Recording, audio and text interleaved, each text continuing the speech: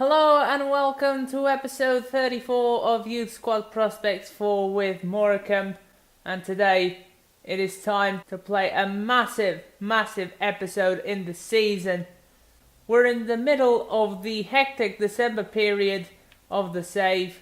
We've already played 2 games in December and we're now in the 8th. We'll play Barehams' Northampton Town. I recommend you go check that series. I'll put a playlist on the top right of your screen. It was a fantastic series. Then we'll face Gillingham in League 1. Then we'll play the replay of the FA Cup tie we had last episode. We drew 0-0. And we'll face off against Ipswich as well. We've actually got Gillingham 4 times this month. And due to the experience I've got from the first game, I don't think they're going to be great matches either. But fortunately, we don't have to kick off with that. First, we're going to take on Barehams' Northampton Town away in the quarterfinals, or the area semi-final, rather, of the Checkatrade Trophy. Fortunately, I don't have to deal with either Andy O'Neill or Federico Aguilera in this game. And Van Veen is actually tied for this game with Morias up front. Unfortunately, most of the first teamers are tired. The ones that played at least. The Fresner and Blanek are in for this game on the inside forward roles. McNeil's between the sticks for us as well. Other than that, it is a rotational side. Checkatrade Trophy action here live from the 6 fields. Big game here in the Checkatrade Trophy.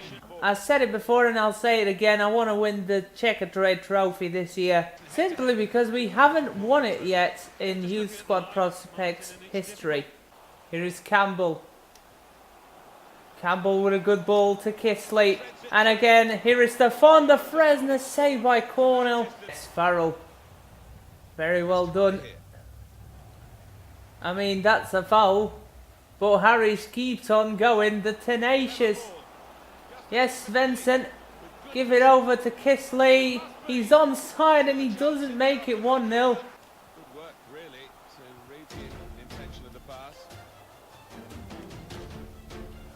Oh my god, I got no space. Good save by McNeil. I feel strangled. Like, my players are not moving for me whatsoever. And there's the goal. It's been coming. Northampton Town take the lead. Taylor heads home the go-ahead goal for the home side. Good ball. Here is Powell. He's onside. McNeil denies the second. What a save. We are being strangled here. I don't know what this. Oh my word, it's a second for Northampton Town. They have come to play here today. The only player I feel for is McNeil. The rest is just not working together at all. Blanek has the best free kick accuracy of the team. 24 yards out. Can the Polish swerve this one in? Oh, what a save by Cornell. So unlucky, Blanek, with the free kicks. Anyways, corner kick is in. Can't win the header. Wow. That is the last action of the first half. 2-0 to Northampton. Ferrari, Santoro and Fanning are coming on. I've dropped the Fresner and Blanek to the wide midfielder roles just to connect the team better. I need my defence to be linked to the midfield. Very good ball to Stefan the Fresner. He's going to have to touch it down and it's going to be deflected. Santoro. Here is Fanning. Good ball over to Blanek. He can finish this. It's saved again. White, Campbell, Fanning. Good ball across. I mean, that is a penalty. Referee, blow your whistle. It is a yellow card for O'Toole, but that was a challenge earlier. They're going to give a corner for it. I cannot believe this. Santoro. Good ball. Here is Fanning. Can he make his debut goal? He can. We're back in it. We've got a lifeline. After some splendid high press, Santoro plays the ball to Fanning. And he whacks it into the back of the net. Way to go to get the first goal for the badge. And Santoro. Fanning. Yes. Ferrari. We can maybe equalise here. The Fresner is denied by Cornell. who's pulled off another tremendous save. The Fresnet. Yes, Svensson, good one too. Svensson smacks it over the top. I think Ferrari's onside. Yes, he is. We're gonna sweaty this. We have to. Fanning slots in the second. What a game he's having. Great ball to pick out Ferrari. And he took off. His engine is polished now. He just had to sweat it across the Fanning, who's wearing the number 15. Chumacero's old number. I think he can do it a lot more justice than Chumacero did. Yes, Blahnik. Svensson. Send it through. Ferrari's off again. He's had a sensational start, and there he is. Ferrari smashes it in. It's 3-2. Northampton have crumbled in the second half. The pace of this man has just been a huge problem to deal with that the fading centre-halves are just not capable of sorting out. And that's his first goal. He deserved it. Yes, Blahnik clears it away. We're off. Santoro smashes it out wide. Ferrari is untouchable today. Ferrari is off. He can smash it in again. And there he is.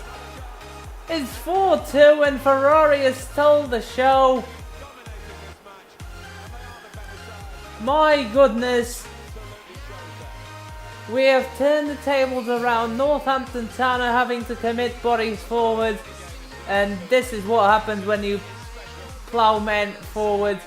You just leave gaps in behind. And Ferrari sure knows how to exploit them. And that is going to be it for the game. What a comeback. From 2-0 down at half time, we come back to win 4-2. It's not how you start, it's how you finish. And that man on screen sure as hell represented that, coming off the bench. It was a game of two halves indeed, and we were just stronger at the end. Northampton Town started off with a bang, but we finished off with a bang. Gabriele Ferrari picks up the perfect 10, Svensson picks up a 9.5, Ronan Fanning with a 9.6. Hubert Blahnik and the Fresnet really helped out linking up the defence in the second half. That was a brilliant move.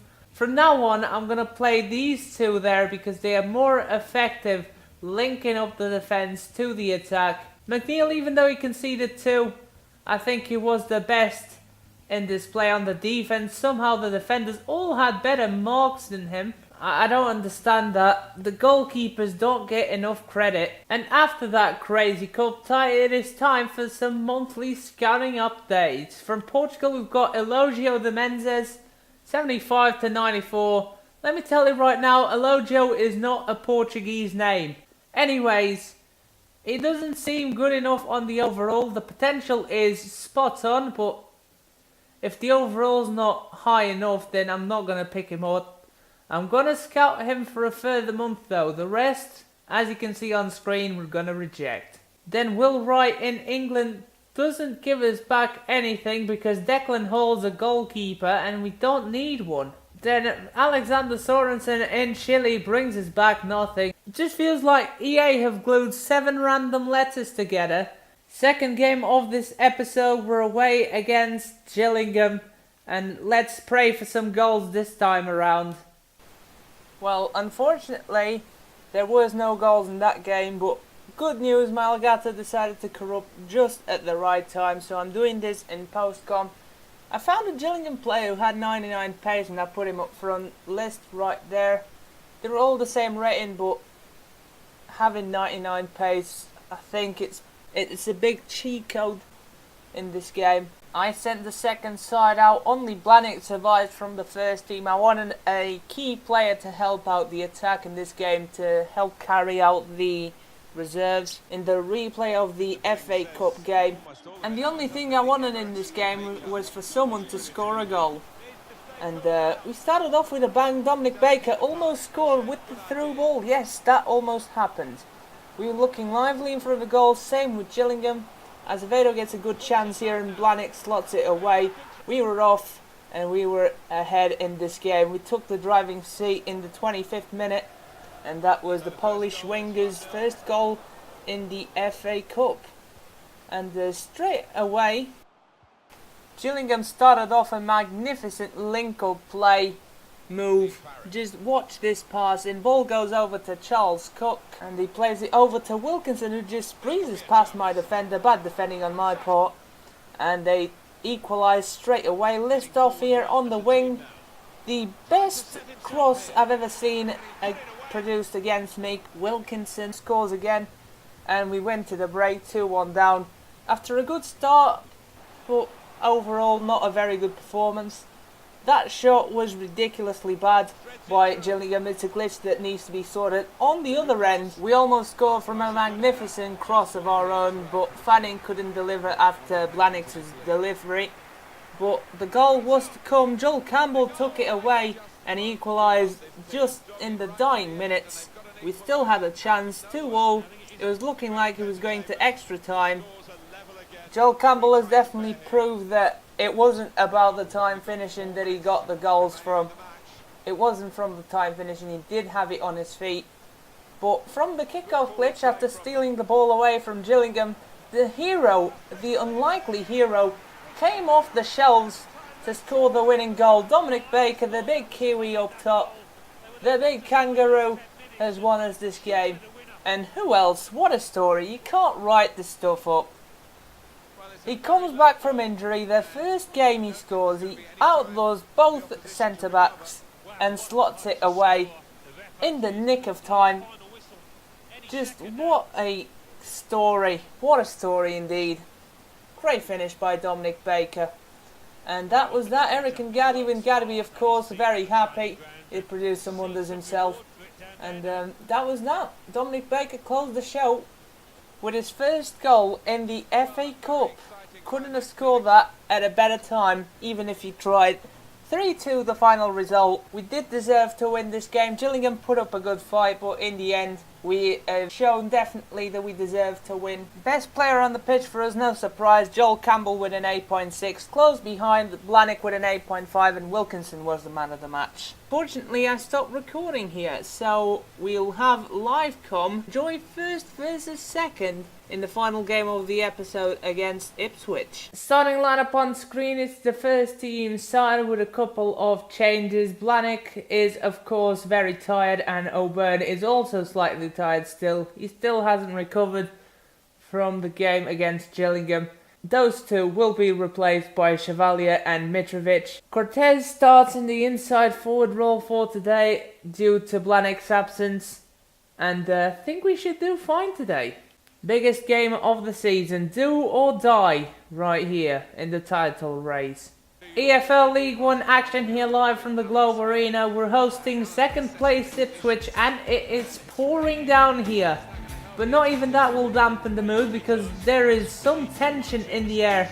Whoever wins this takes the driving seat in the title race. But we do have the upper hand because if we draw, we do have the goal difference in our favour. We've got the upper hand there.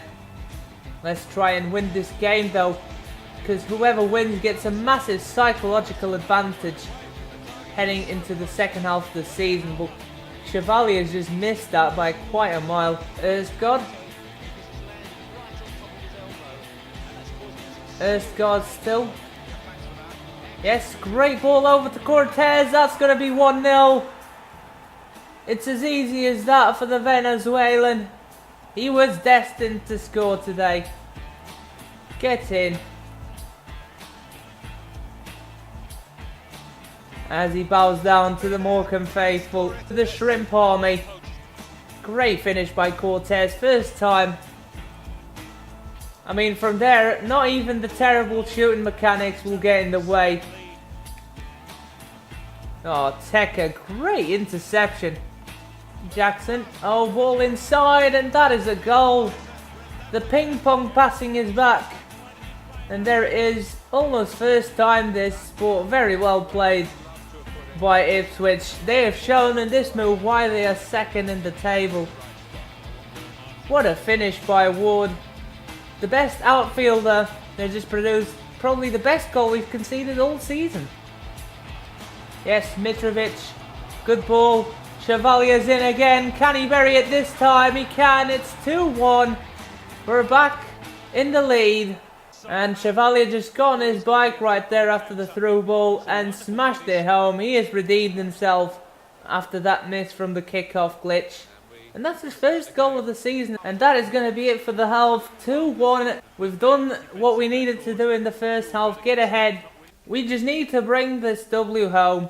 But I want to score more goals as well. I'm substituting all of the tired players in Chevalier, Erskard and Johannesson. Bernard, Russo and Svensson are coming on. Crosses in. Lewis clears it away. He doesn't clear it away, but it's a bad miss. Ipswich could have equalised right there. Dispossessed again because he's too slow on the turn. The most electric guy in the pitch is just too easily caught. Good save by McNeil. And Gallo heads away the corner only as far as Kenlock. Doesn't even get out of the penalty area. Good punch out by McNeil again. Ipswich final chance of the game. Nolan got a pretty good chance and he's going to equalise. 2-2. We couldn't have a good ending, of course. At the final second, that turn did Redenton there completely. And you know what? He's probably getting dropped for that.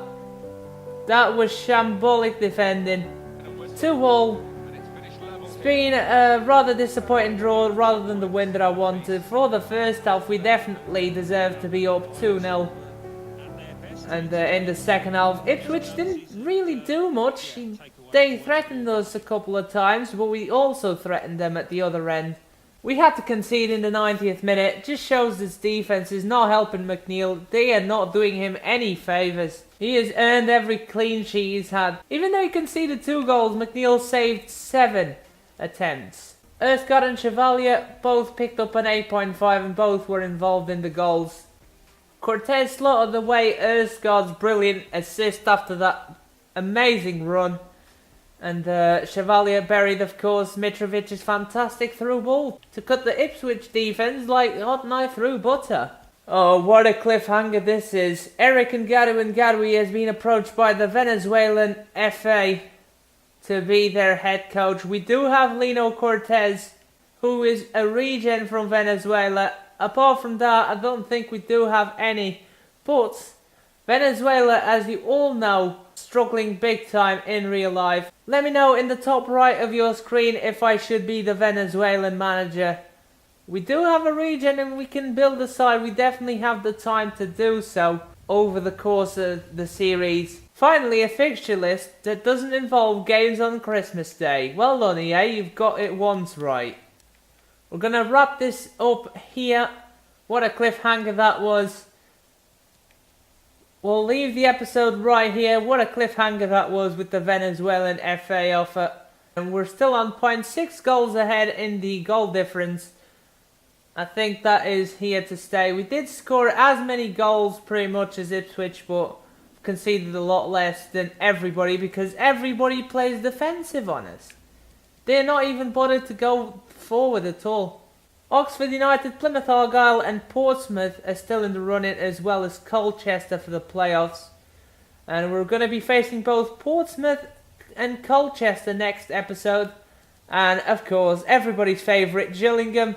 Then we'll also be moving on into the transfer window later on in that episode. You'll have to stay tuned though, because that is going to do it for today. I hope you have enjoyed this episode. I'm going to see you all next time. And until then, have a good one, guys. Bye-bye.